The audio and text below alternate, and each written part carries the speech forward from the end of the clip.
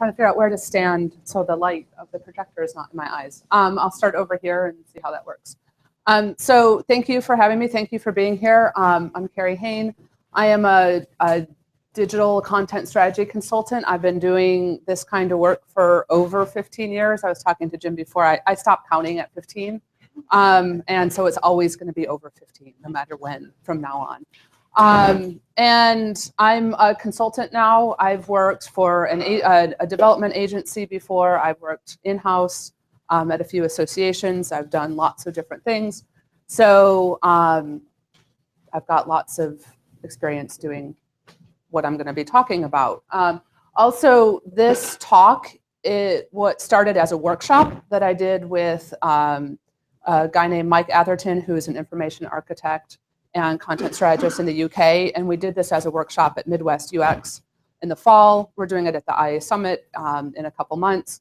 So there's going to be some things where if I say we or Mike, that's who I'm talking about, because these are not all my ideas. I mean, a lot of them are not my ideas. We all steal from other people, right? So this is just our idea of a process that will get you to future-friendly content. So it's 2016 and the web is over 25 years old. It can rent a car now. Isn't it about time we started thinking about designing content? Because that's what the web is about. It's about content. So design, before I go any further, how many people here can call themselves UX designers? UI designers, you can keep your hand up. Content strategists, information architects, something else entirely. Any back-end developers? Okay, front-end developers. Okay, so we've got a pretty good mix of people here. So, so design is really about relationships, and it's connecting things, whether you're talking about the physical, like Charles Eames, the furniture designer, is in this quote, or a UX designer, you're connecting things. And as UX designers, you're usually talking about navigation and content and visuals, and you're making those connections. Except when I stand over there, I can't see my notes. So the problem is interfaces keep changing, don't they? What we have today was not the same as a few years ago and as a few years before that. And we have no idea what tomorrow is going to bring. And if you do, you shouldn't be here. You should be making that and getting rich. So we need a way of making that content that underlies all of our designs ready for the future. So design doesn't start by planning the interface.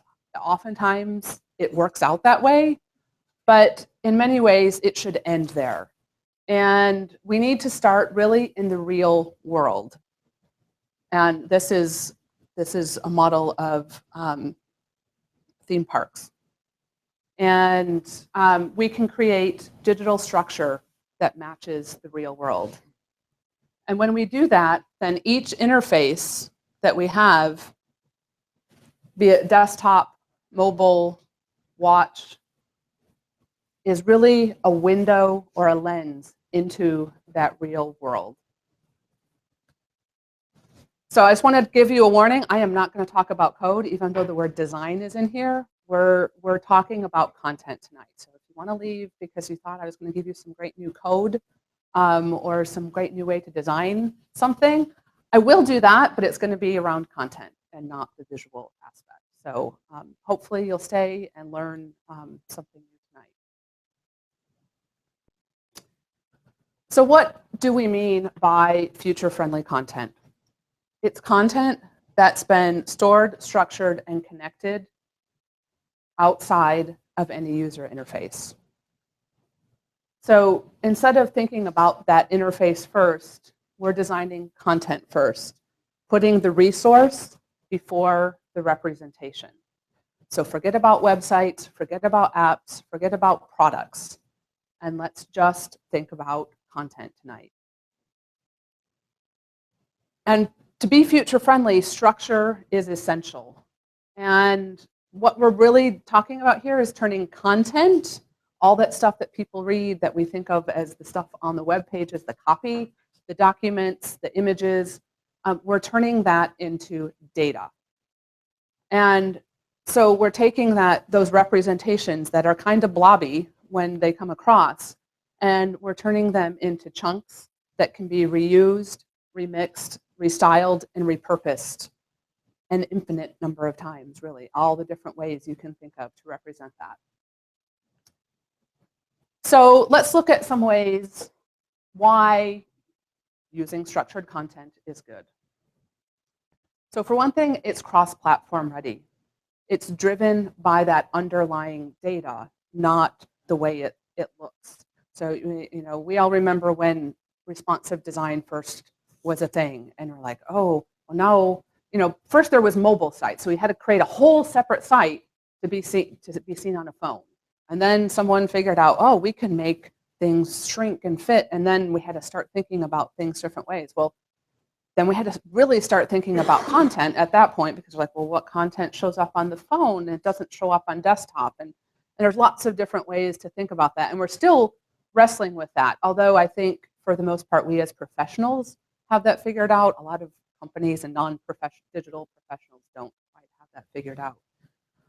But because it's all that data, that semantic meaning and those relationships are stored in that database and expressed through the interface.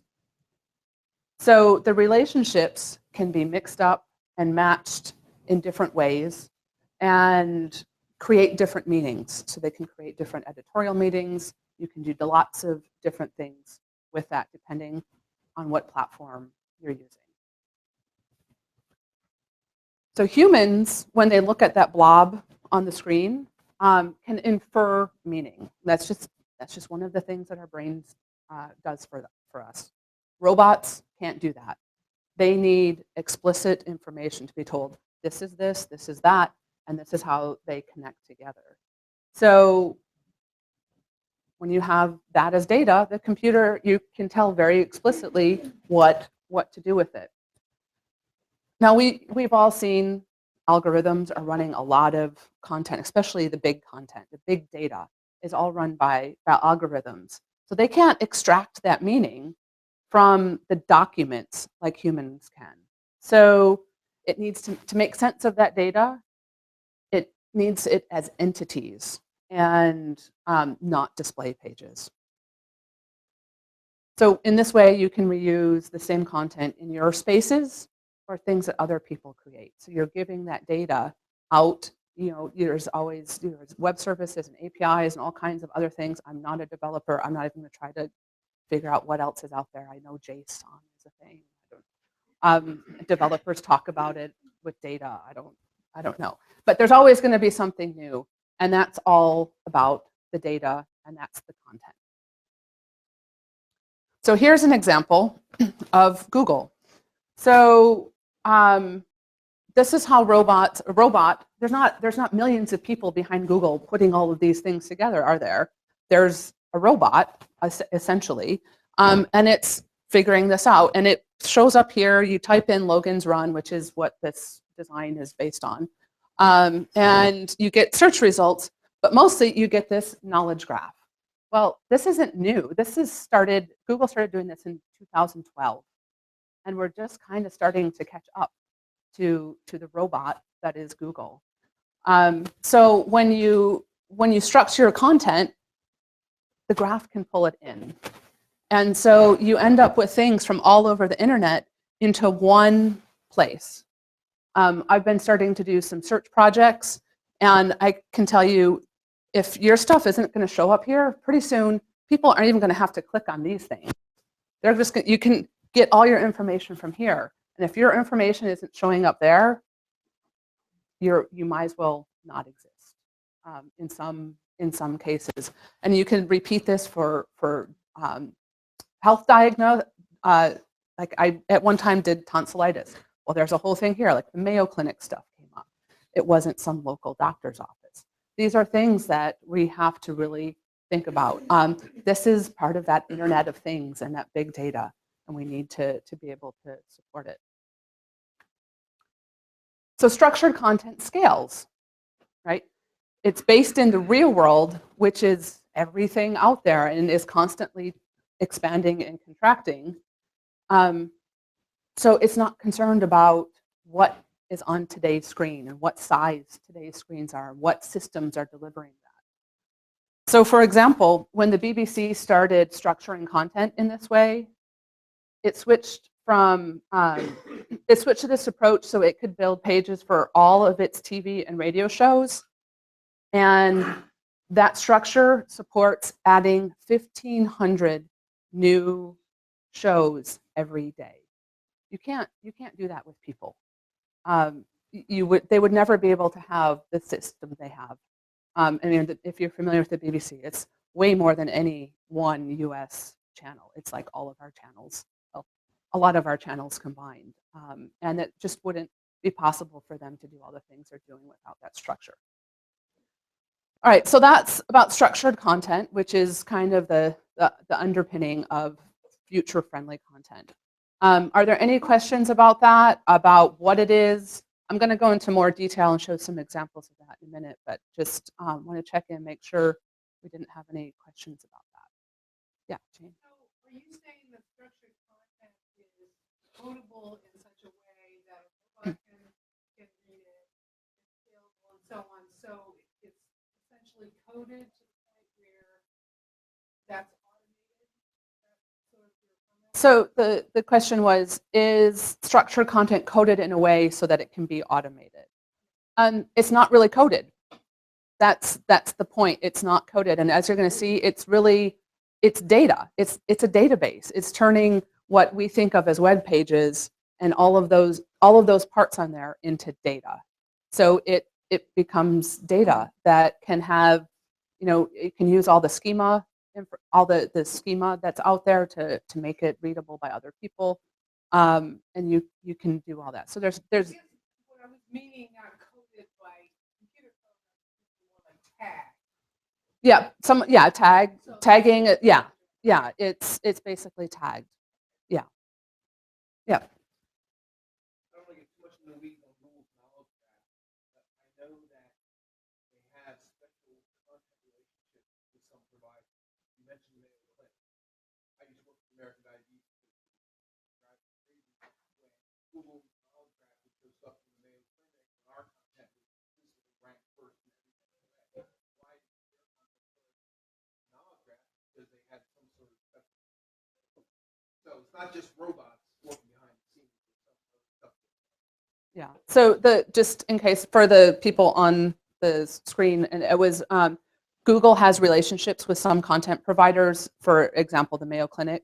You're always going to be able to buy position in some way, but even then, the Mayo Clinic had to have that structured data to provide Google. I'm not sure how they would have been able to even enter that relationship without it. I'm not saying that there isn't better content, but Google's going to find the content, first sponsored content, of course, but then also whatever content it can suck in.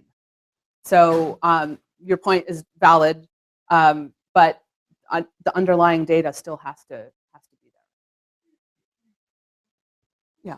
I'm just sort of checking my understanding by using an analogy, because I know that in a lot of design for websites and design for UX in particular, there's the concept called atomic design, where you're breaking things. You're not designing page layouts, you're designing here's a button, here's what a header looks like, and these things are all then recombobulated to serve in various purposes, various interfaces, all what have you.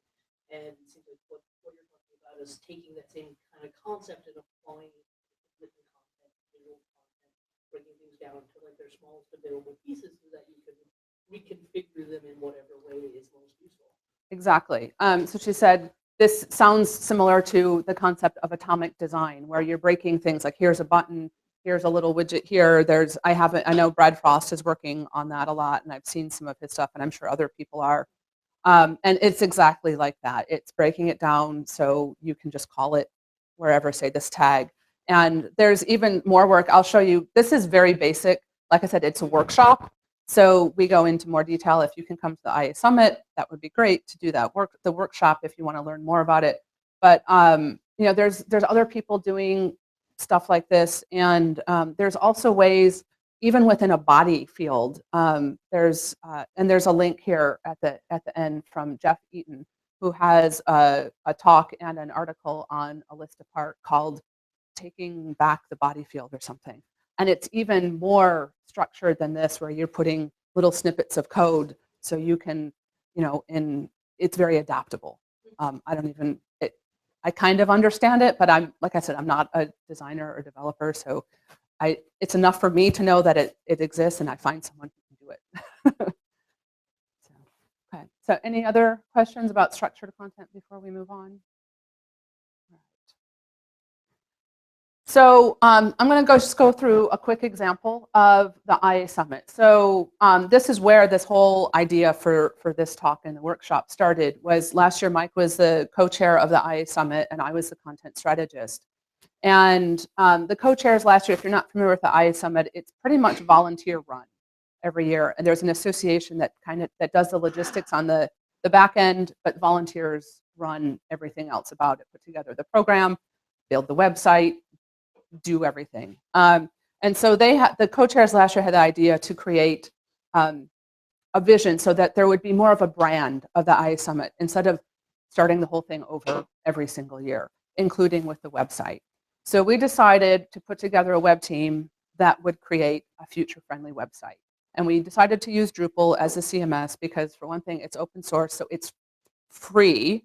We also partnered with Acquia, so they were a sponsor, an in-kind sponsor, so we got hosting, and a developer helped with that. So it really was free as any volunteering is. There's always some price to pay. So what we did was we created a new website that could be reused year after year, so people didn't have to start from scratch and build a new website for free every year because there's no budget for a website. So here's an example of what I call a blob.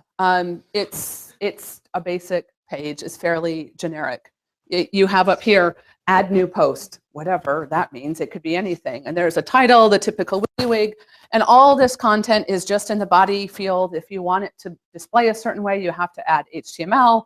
Someone's probably going to screw that up. Is it going to work on the smallest screen? What's it going to look like on the biggest screen? There's no relationships. The only way you're going anywhere else is by manually linking to things. By contrast, this is that same content structured.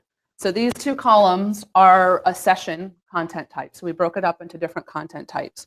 So there's a title field, the description, takeaways, and presented by. So instead of entering that information about that speaker there, or even creating a link, there's no links in here anywhere. We said, oh, okay, Carl Fast and Christina Halverson are giving this talk. And that was populated from the person content type over here, where all of Christina's information is stored. So that relationship was created in the database at the back end, and then it can appear anywhere by magic. And then we had a lot of other information about this type of session. Not everything is applicable, but most of the things were. We have the date and time, the session type, the track, the location, things like that. And then here's that same content displayed 3 different ways. It's all that same data. We didn't make 3 different pages. We have here the schedule, so you link to the session. Here's the session page. Oh, by the way, here's the speakers here, and you can go over here. And then on the speaker page, it links back to the session. You can also see the full schedule, and you can see all of that information. It's all styled in different ways, and but it's the same data. We didn't create it 3 different times. And then we also have a speakers page. And since the speakers are stored in one way, all we had to do is say, okay, for the keynote speakers, pick these fields and display them in this way. And there's different styling for keynote speakers and regular speakers. And that's just happening basically on the fly. You have to build that in, say this design uses this code. This is also helpful when you're updating. The IA Summit has a flex track where every morning they vote the attendees vote on which 4 sessions are going to go into the flex track. So it's super easy to add those. I had to do it. It took me 10 minutes. Before, someone would be working in the back room for an hour to get the website updated, because you have to update, you have to put the speaker in and put it in the schedule and make the session for it. I could do that all in 5 minutes for each thing. So that was really helpful. So to get to this future-friendly state, you need, like I said, to start in the real world. Not with an idea of what to build, but a common language that's built from our users and our experts. So like the real world, information spaces have context and concepts and relationships and rules. And this is called the subject domain. And our interface is really our only temporary representations of the real world. So here's an example. This is a transcript of, we'll say, a user interview. So as you start reading this, you can start picking out the nouns and verbs and asking questions about the relationships between things and how many of each one. You know, here there's sessions and social events. Well, are social events sessions? And you can start abstracting that to think how this might fit in to your model. And so this is one place where you can start your domain model. So in a sense, the experts create the concepts and relationships, and we capture these to create basically an artifact that, that records all of these. So concepts are those things within a subject area, and they're very specific to the subject. So think of the word site. For us who work in digital, the word site basically is short for a website. And if we say you're going to the site, we know what that means. Well, if we were in construction, the word site would mean something very different. It would be talking about wherever the construction site is or a staging site. So it's very contextual, the subject domain. And think of these things as categories rather than the actual things. So a conference rather than a specific instance of a conference.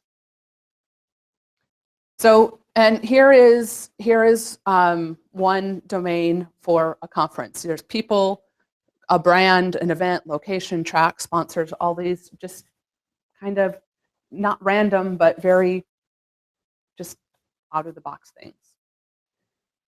Now there's relationships between those concepts, and this adds that extra dimension for understanding how they fit together in the real world. And that how is the link. The links, you know, hyperlinks, hot links, whatever people are calling them these days, or people make up words all the time. So those relationships are how we get the World Wide Web. So here's an example of that. The moon orbits the planet. An author writes a book. An ingredient is part of a recipe. And a movie can be an adaptation of a book. So here's a full domain model for a conference. So we've connected all of those different concepts by these lines and put the relationships. A conference brand or an event is part of a conference brand. An event is sponsored by a sponsor. A session might be sponsored by a sponsor. A session might be part of a track. A session has a topic. So there's all of these different kinds of relationships going on. Again, this is kind of a brainstorming side where you're involving people. And this is a really good way to get those experts and your colleagues or your clients involved very early so they start to understand why you're making the website or the product. And it gets that early buy-in. It's one way, I'm not going to go into selling this, but it's one way to get that early buy-in. So by the time, instead of, ta-da, here's your website, and they go, I don't like that blue, or can you put that button over there? They don't care so much about that because they're interested in what's on the page, at least in theory. So just to do an example of how this can be done, we're just going to do a quick domain model for live music. So just start naming some concepts about live music. Performance space.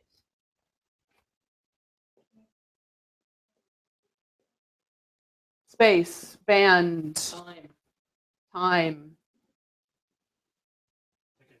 tickets, genre. What was that? Venue? Band, yeah, we got band. Does it have to be a band? Could it be a singer, performer?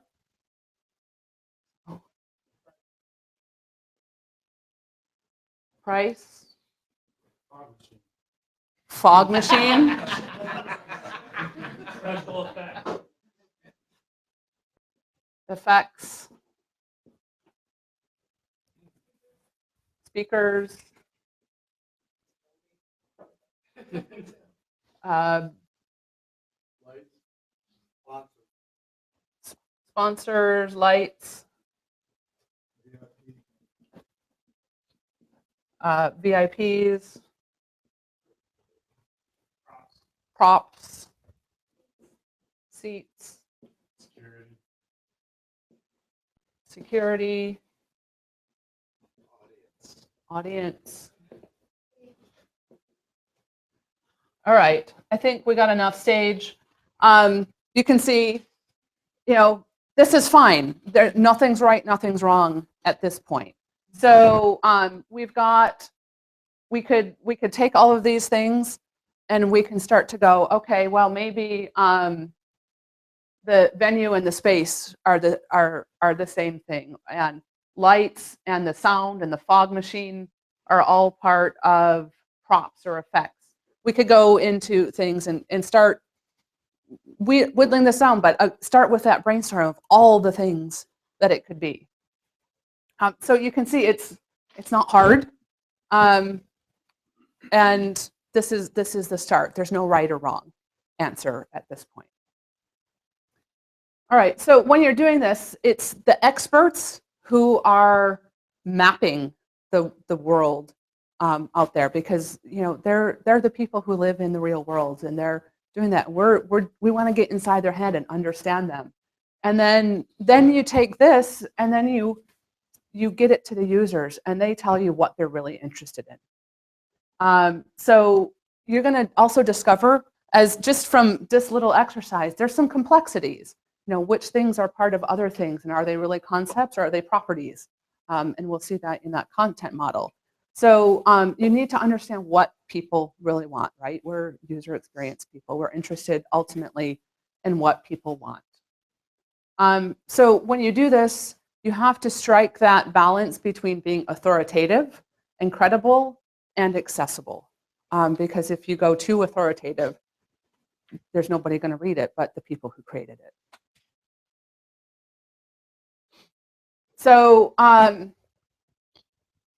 just a quick review of the domain model. It's a working model of the concepts and relationships that exist in the real world. It's not limited by any interface or anything else that really exists. It can bring complexities to light, so you're dealing with them early instead of when you're building or designing. Most of all, it's not a sitemap. We're not thinking about websites here. We're not thinking about menus or anything. It's just the real world.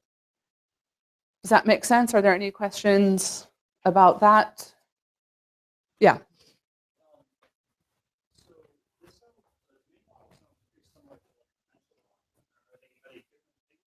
A domain model sounds similar to a mental model. Maybe they are. All models are similar to each other. It just depends on what you're modeling. So it's probably very similar. I'm not sure exactly what a mental model looks like, but yeah, it would be very similar. We're limiting the universe in this way about a particular subject area.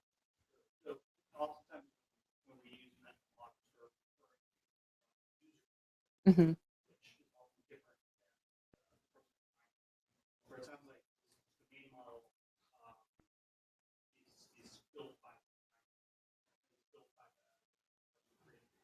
Yeah, I mean, ultimately that could be who's doing it, but it's really coming from the experts, who may or may not be the users. So it's the experts about that field. So like in the thing of the theme parks, if you modeled the Disney park, you would go to the Disney people and find out who they were. And then you go to the users and see, maybe use a mental model of users, and then you overlay those. And you get to the content model. Very good segue into the content model. So then you have that domain. Now you want to figure out what you're going to expose. And so we started with a domain model, very, very abstract up here, big picture, and we're going down a funnel. And you could go down several funnels with the same domain model.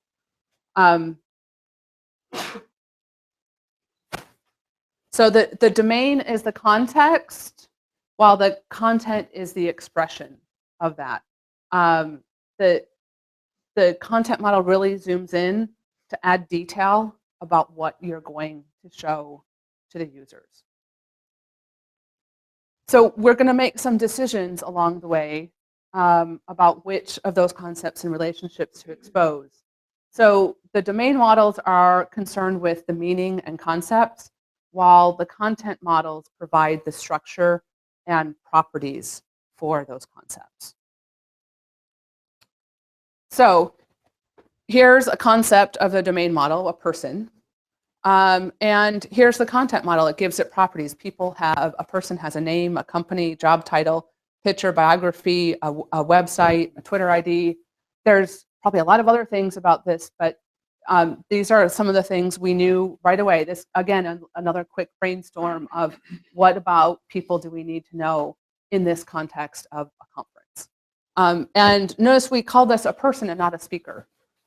It's because a person might not be a speaker. They might be a co-chair or a team lead or a volunteer or a sponsor or any number of other roles within that same event, and they could change from year to year. So when you've done that for all your concepts, you have a content model. And then you can connect them, and they all have relationships. Sometimes they're many to many, sometimes they're one to many, sometimes they're one to one. So you do want to define that at this stage because we're narrowing it down. So you can start seeing the structure forming with each piece of property holding reusable data. And notice we still haven't touched a wireframe or a sitemap or a prototype. We're doing this all before any of that. And we're starting to reframe what purpose the interface has. So we can come to that at the end. So here is what we came up with as a domain model for a conference. Sorry. So that's the content model. You notice there's 12 here, and there's 12 concepts in this domain model, but there's only 6 in the content model. It's because we decided some things were properties, some things just didn't need to be exposed at this point. So you can see how that is changing the frame. All right, so let's take our domain model and pick out the venue. So just like we took the conference brand and picked the iSummit for our example, let's take the venue and do a content model for the venue. Right, what properties does a venue have? Location. And by location, is that's a physical address? Okay. What other properties? Capacity.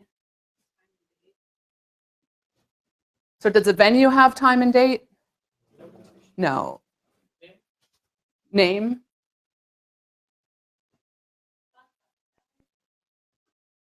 Hours?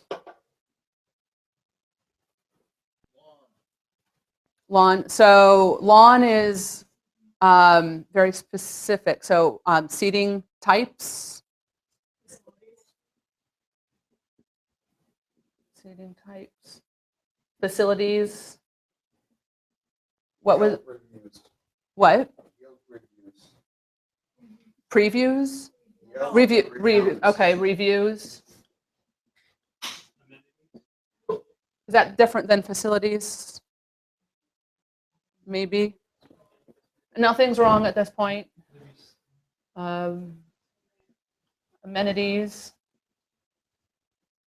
I think we get the idea. Again, so there's a lot of things about a venue that we need to have information from. And this is especially true if you had lots of different types of venues, like if you're Ticketmaster or Live Nation, whatever the heck they're called these days, or maybe they're both. You know, Wolf Trap is only Wolf, but even Wolf Trap has the filing center and the barns. So you need to have all of this information about them.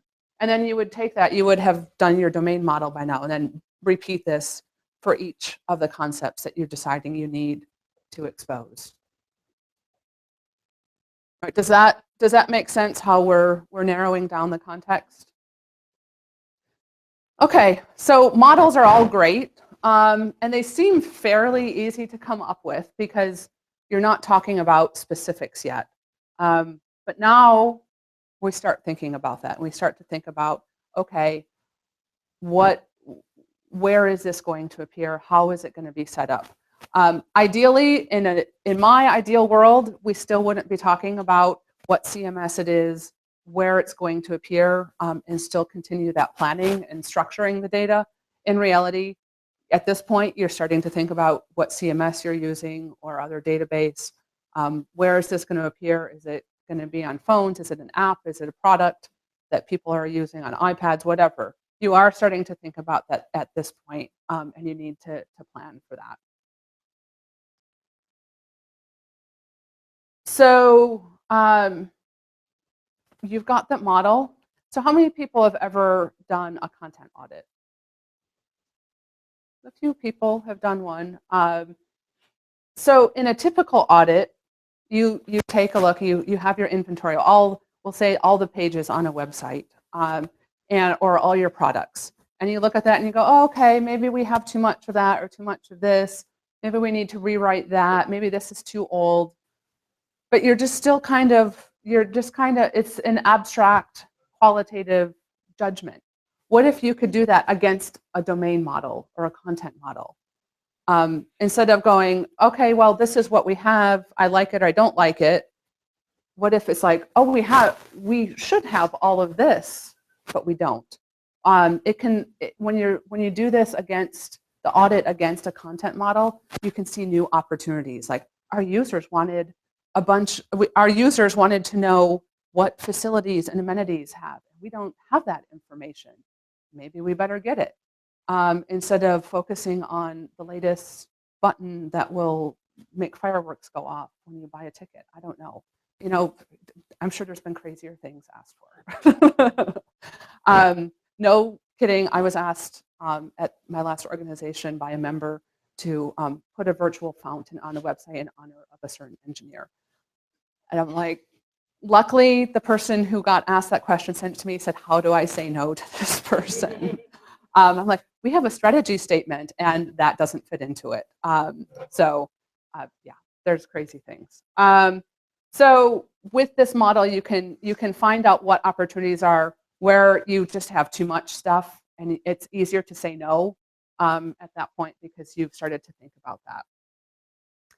And this also gives you a way to say, you know, it's documented. We can't do that now. We'll come back to it later. So most of us are, I'm talking from the frame point of a website. It's got to go into a content management system. There's very few static websites these days.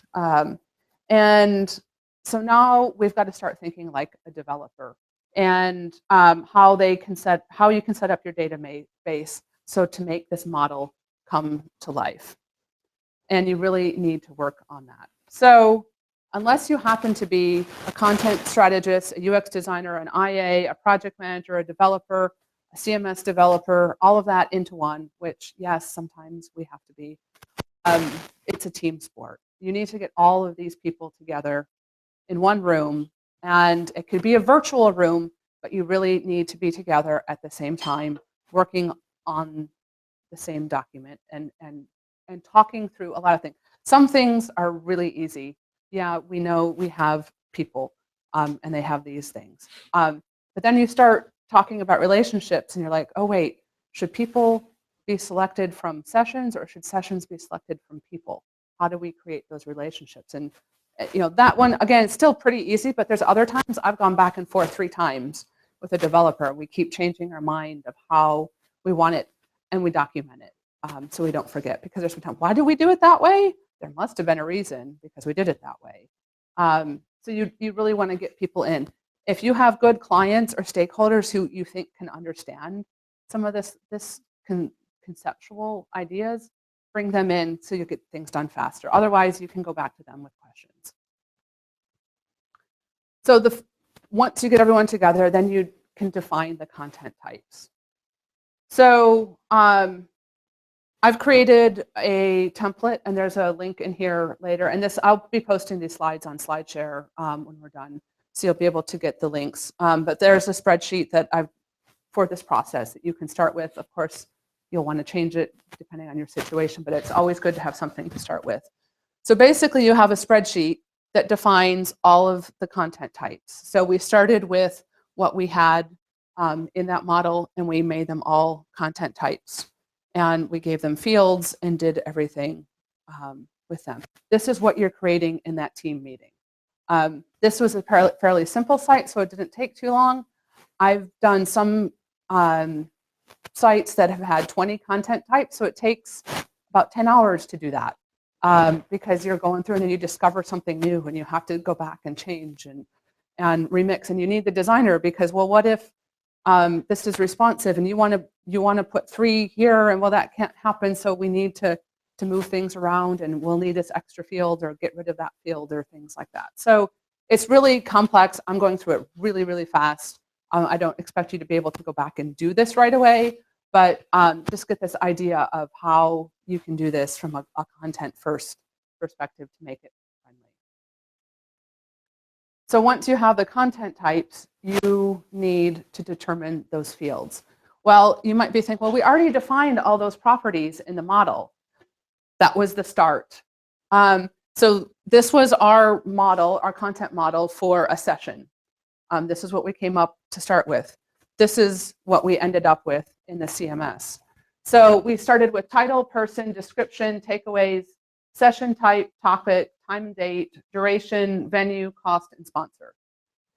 This is what we ended up with. Presented by, and that doesn't go in, it's another entity. So we're creating a reference there, a relationship. Then we had session type, which is a term, basically a taxonomy term. We didn't want people making it up as they go. Workshop length. Also, we needed to reference some taxonomy so people weren't making it up as they go. So you can see all of these things. We have not only the field name, but the type. And I also have a link for the different types of properties that the different fields can have. Just as a cheat sheet, I found that really helpful when I did this so that basically the developer, the backend developer, can take this and start creating away without having to guess, without giving you something wrong that isn't usable, that you can't. You can also take this, now you know what all the fields are called, so the developer can start writing the code and say, okay, I need this field goes here and it gets this style before any, so everybody can work in parallel. Also, because you know all these different fields, people can start creating the content while you're doing it. You don't have to wait till it's done. So at this point, once you have all of this done, you can start working in parallel, and that's part of the process. It doesn't necessarily make it future friendly, but it makes it project friendly. So all of these things, and then we can group things so it's easier. Ultimately, you're creating forms. This sounds a lot like form design. It is.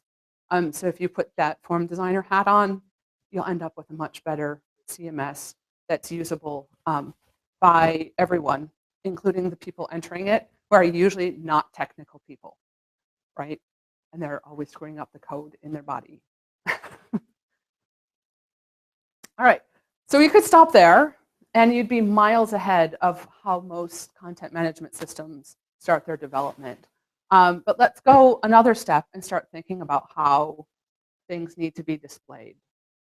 And we're not thinking yet necessarily about the design, although that's going to come into play, but we're thinking about the data behind that. So again, we use Drupal. Drupal calls the displays views. So this is part of this, the part that matters about the specification. So this is the view for keynote speakers. Remember we saw that earlier. So it has a name. We're pulling 3 fields: the user ID for the speaker, their picture, and their name. We want to display all the items on the page. Sometimes you have 500, so how many are you going to display per page? In this case, we had 4. They're all together. Filters, the person status, yes, that's something in the CMS, and the person role equals keynote speaker, not any other type of role. And then we want to know how we're going to sort things. Well, this was a time where, well, we started out with name, but we want to sort by last name. That means we need to add that field to the content type. So we had to separate first name and last name, because otherwise there's no way you could parse that information to figure out if there's 3 or 4 names there, which one is really the last name. This is the kind of thing that comes up when you're doing this planning. So we want to sort by last name and then name, in case 2 people have the same last name.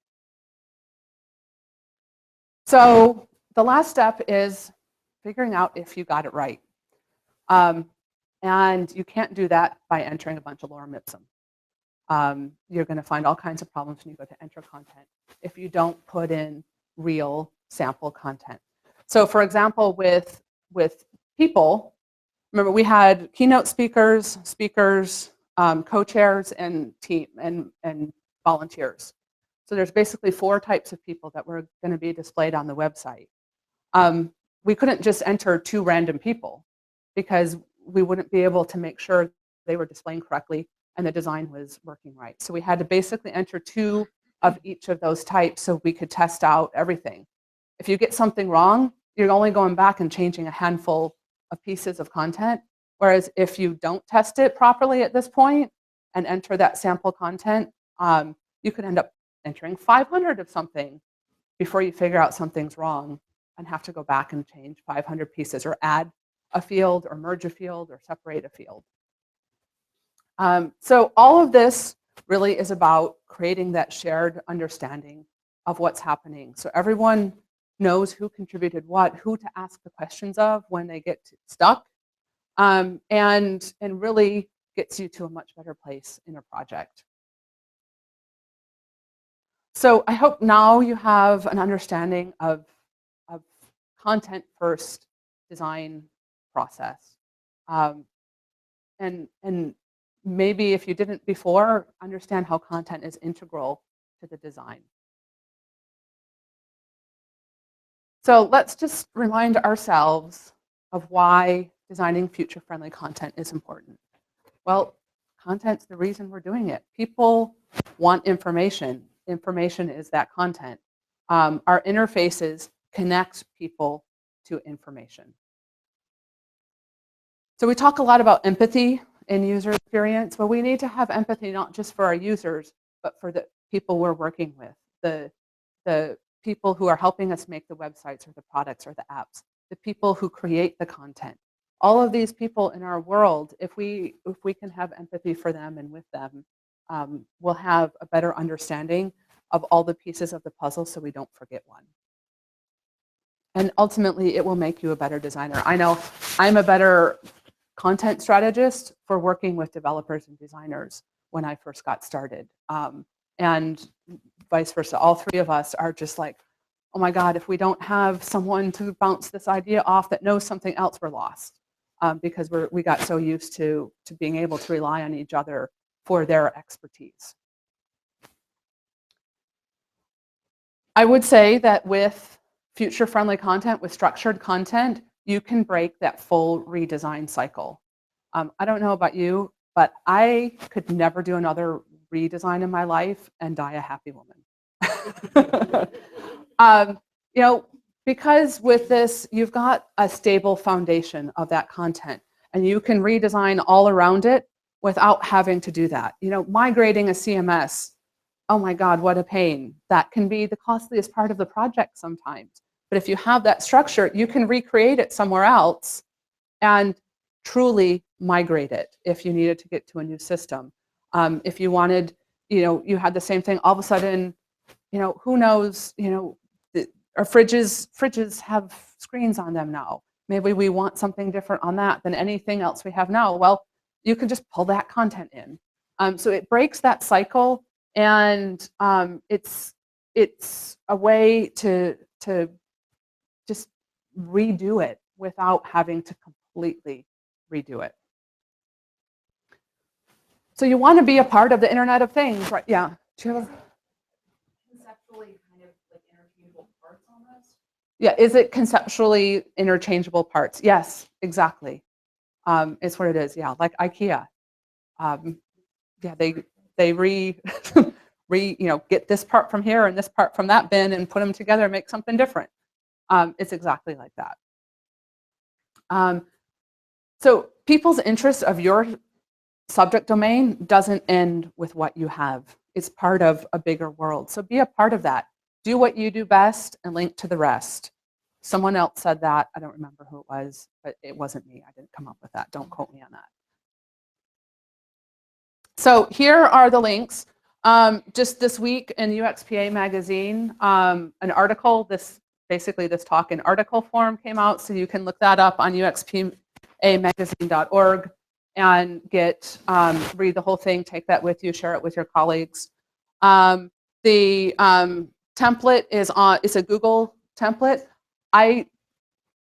You could do it in Excel. I use Google because it needs to be collaborative, and I haven't figured out any other way to collaborate on a document besides Google effectively.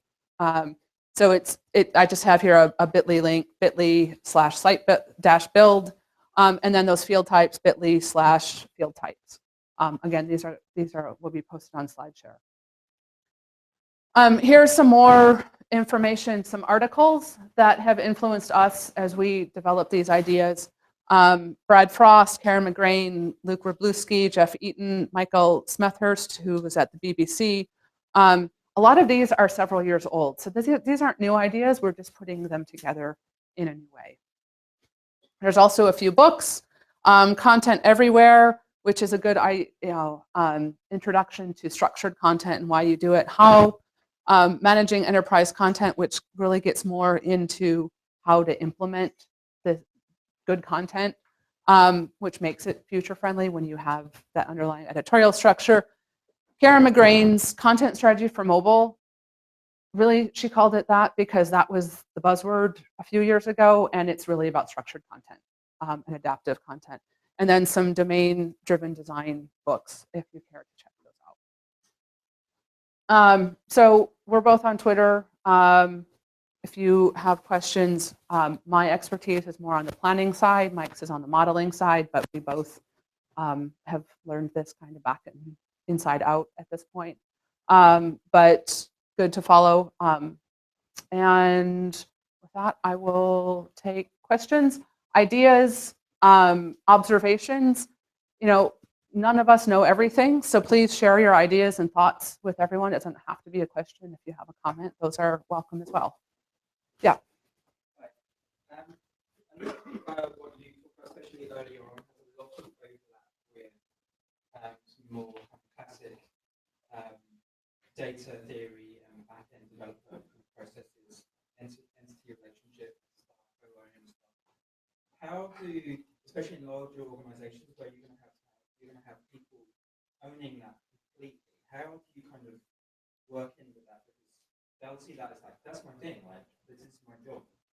So yeah, so the question is there's a lot of overlap with the developer world of entity relationships, and this is exactly stolen from that. It's going back to software development, how they're creating the database design and all of that. So if it already exists, use it. Don't recreate it. Start working with them. And That's the thing is we kind of all get into our little silos and we don't think anybody else knows anything. So yeah, if you're in a big organization, go talk to the software developers or the database developers and find out what they've already done. If they've already done this, how can you use their data? Maybe you don't need to create a new CMS. Maybe it's all there and you can pull that out as an API or in some other service way so you can get that data and put it on your website. That's completely possible. Ideally, conceptually, you could have one database with all your content and everything is pulled into different interfaces in different ways. I don't see that ever happening in my lifetime, but in theory, we should have something that manages the content and the data, not 10 different things that manage the same content by different people. Chris, yeah. Who's come at it from the managing content management system part of managing content. A really crucial part of it, which you alluded to, is you get to a point where maybe you're adding a new section to your site or feature, is having that early contact with the backend developer, because they may not know the CMS that well, and they certainly don't know how to use it on a day-to-day basis.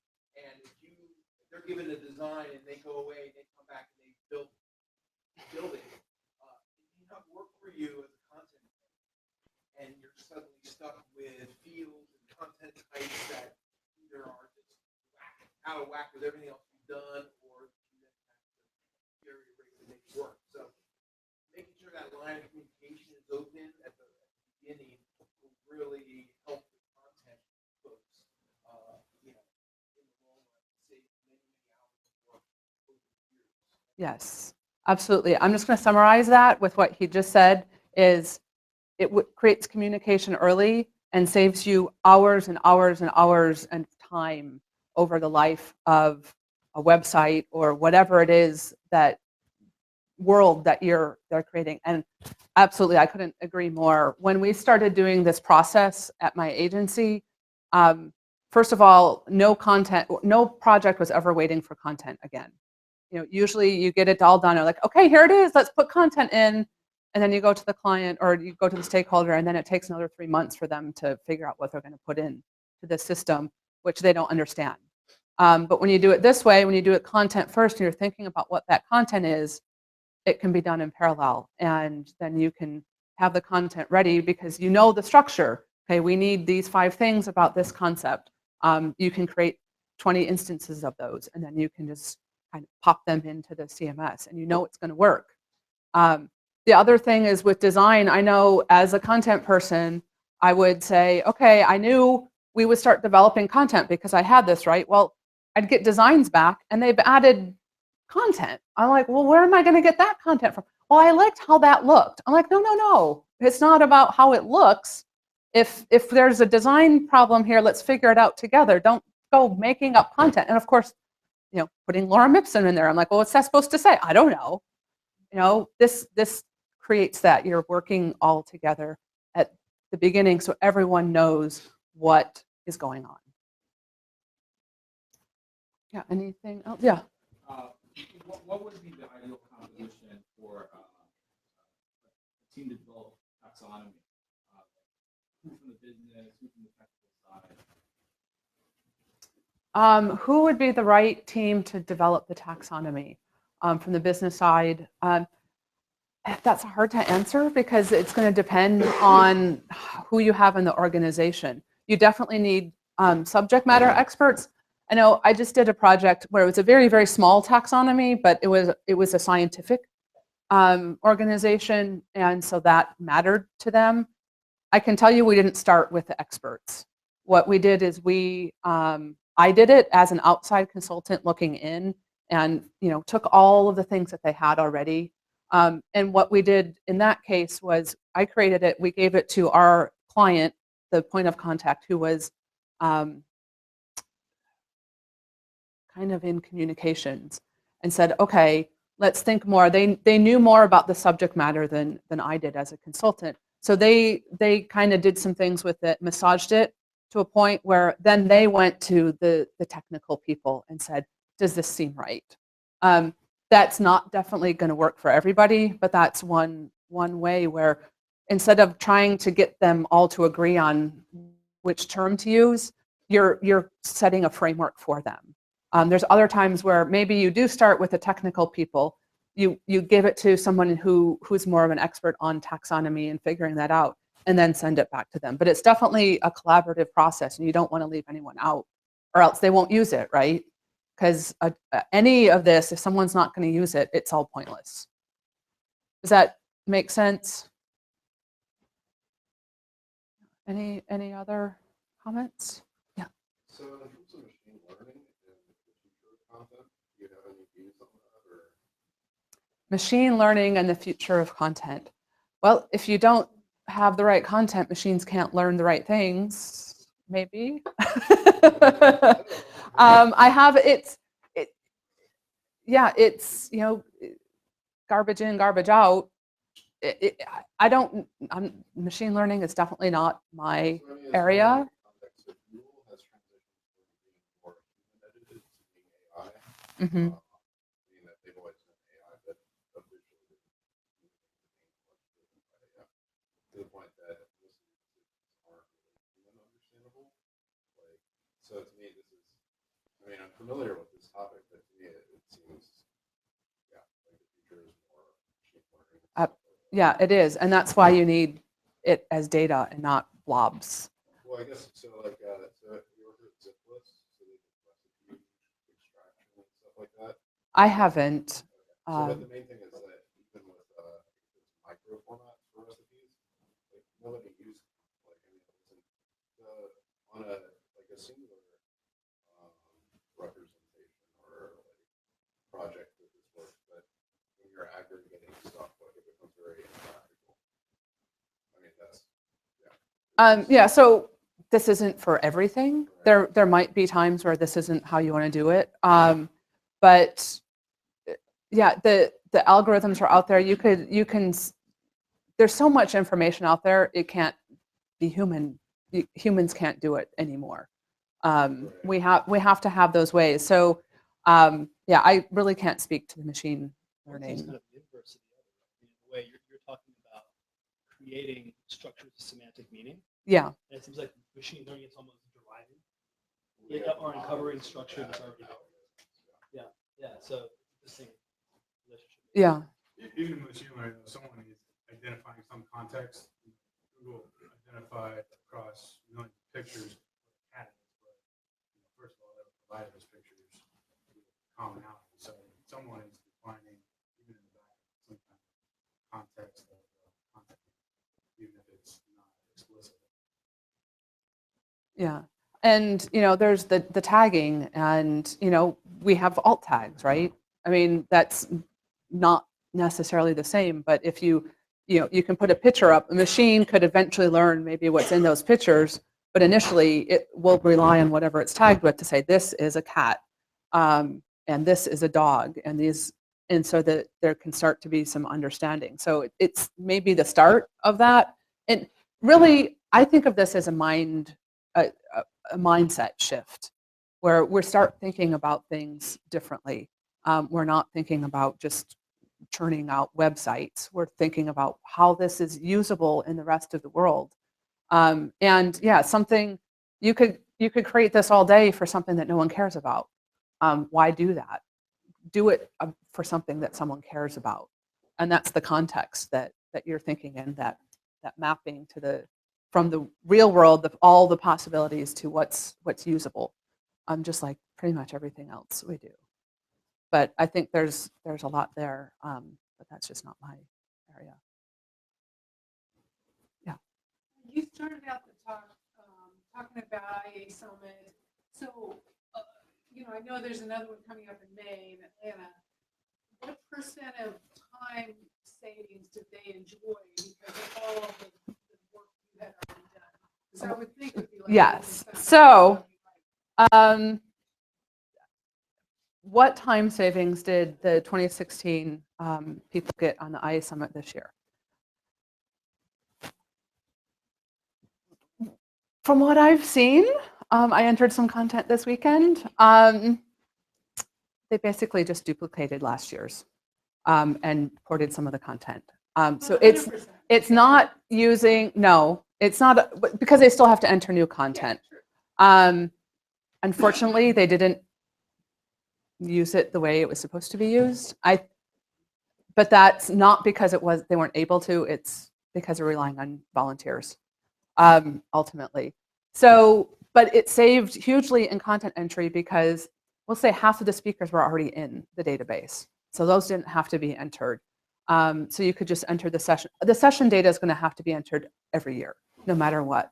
But it was a lot easier because they knew the structure. They just, here's the spreadsheet of all the information, plug it in, and they could get 4 or 5 people to do that in a weekend. Whereas before they would have had to code 50 pages instead of just entering 50 things of data and maybe 25 speakers. So it was definitely a significant time saving for content entry. And certainly with development, there should have been some more work to make it truly year over year. And they could still do that because the structure is still there. They would just have to merge some databases at this point. Yeah, we're really worried actually now about doing this at the IE Summit. We might have to come up with a different example. Well, you're going to get that question, right? Exactly. So that's why we might come up with a different example. Because we don't want to throw anyone under the bus, but I'm a little bit disappointed how it turned out, and it's not because the foundation wasn't there, because we just didn't have time to do it last year, and obviously there was no urgency this year because they could just recreate it in a new instance. But when they did that, they lost all the 2015 data. I mean, it's still there, but you're not, now those relationships between 2015 and 2016 don't exist. That's the downside of that. But it certainly got them a new website a lot faster this year. Anything else? All right, well, thank you all very much. And I'll be here for a little while if you have just some one-on-one questions, and get in touch with me on Twitter or wherever you can find me on the internet. Thank you.